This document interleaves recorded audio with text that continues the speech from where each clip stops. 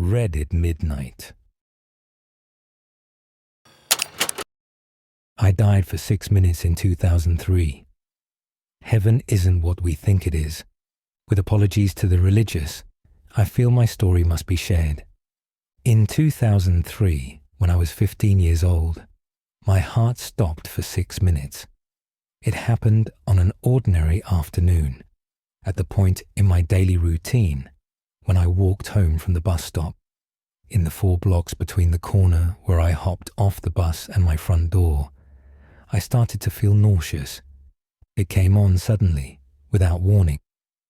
I'd felt just fine all day, ate a lunch of Bosco sticks and marinara sauce, something I'd eaten hundreds of times throughout high school. Before I had an opportunity to consider alternative causes, I broke out in a cold sweat. Then I felt the curious flutter in my chest. My heart slipped into what I later learned was an episode of ventricular fibrillation. I became breathless and collapsed. What happened next has been told to me after the fact. I apparently sprawled in the road, where a woman driving a hatchback nearly crushed my skull beneath her tires.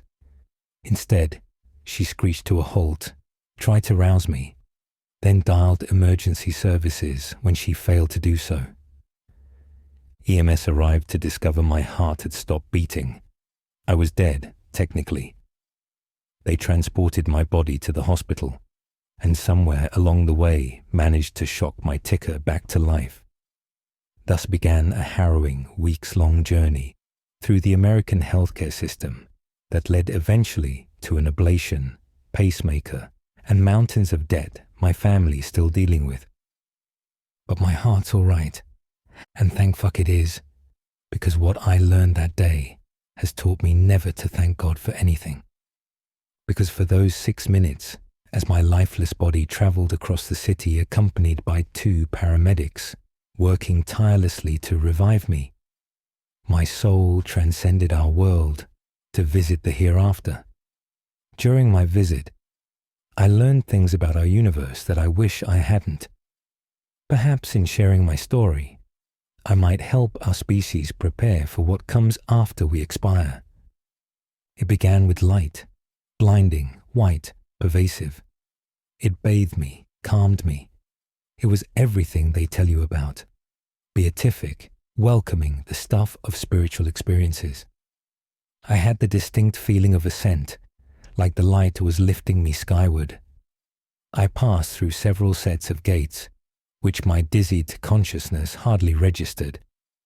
Upon reflection, I don't believe they were physical in any sense, and yet I recall the feeling of admittance, as if they might have prevented me from rising had they remained closed. In any event, I arrived in a place without dimension, a place beyond reality. It only made sense while I occupied it. I don't believe a corporeal being can make sense of the astral plane.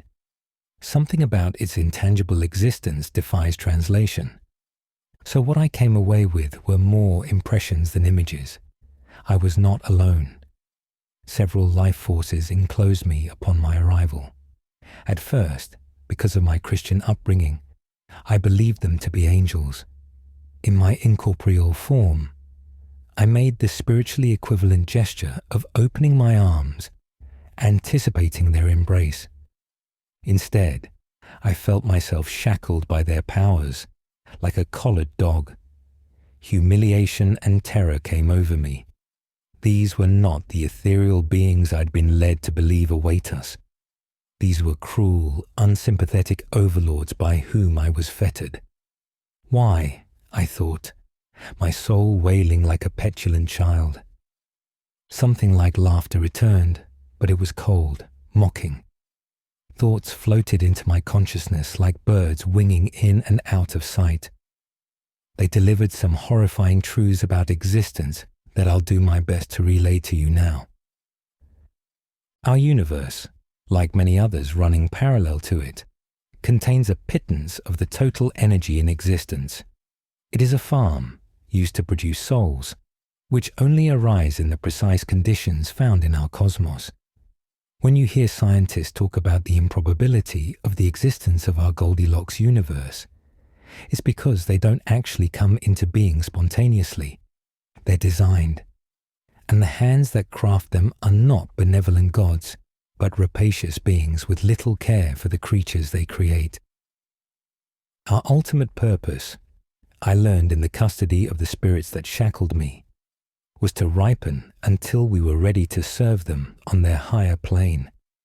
The Big Bang gave birth to the universe to give rise to life to eventuate in humanity, a sufficiently conscious organism that may be harvested for use as slaves on a higher plane, where time and space dissolve into an eternity we spend in servitude. 6 minutes in heaven felt like a lifetime, which I spent amusing what I perceived to be a childlike spirit with a penchant for psychologically distressing manipulation. It battered me around like a cat with a caught mouse, reveling in the pain it produced. Physical discomforts we imagine hell inflicting upon us pale in comparison to the torture of soul pain. Loss of a loved one comes closest, that piercing emotional damage resulting from trauma. When it became clear my time had not yet expired on earth and I was to return, I was told not to reveal their existence to the rest of my kind. My reward, they communicated to me, would be a marginally improved station among the slave population. Alternatively, if I managed to convince others of their existence, new horrors would await me when I returned.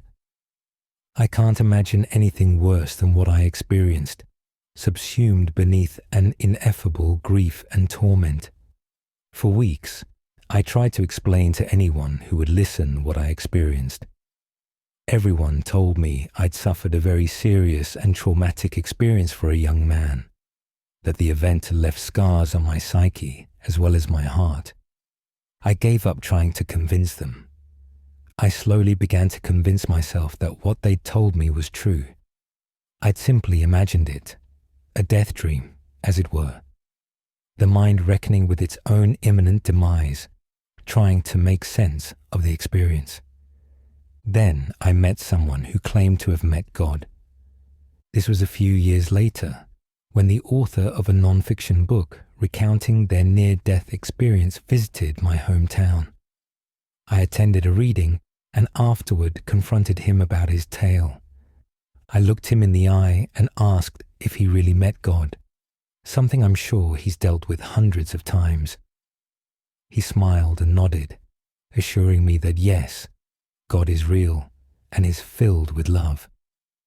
On a lark, I decided to tell him that I knew the truth, that slavery awaits us all. A flicker in his gaze betrayed his knowledge of the fact. He really had died and visited the afterlife, but lied about it in his book, because he knew the truth of heaven, the horrible place our souls are bound for. Like and subscribe for more chilling stories from the internet.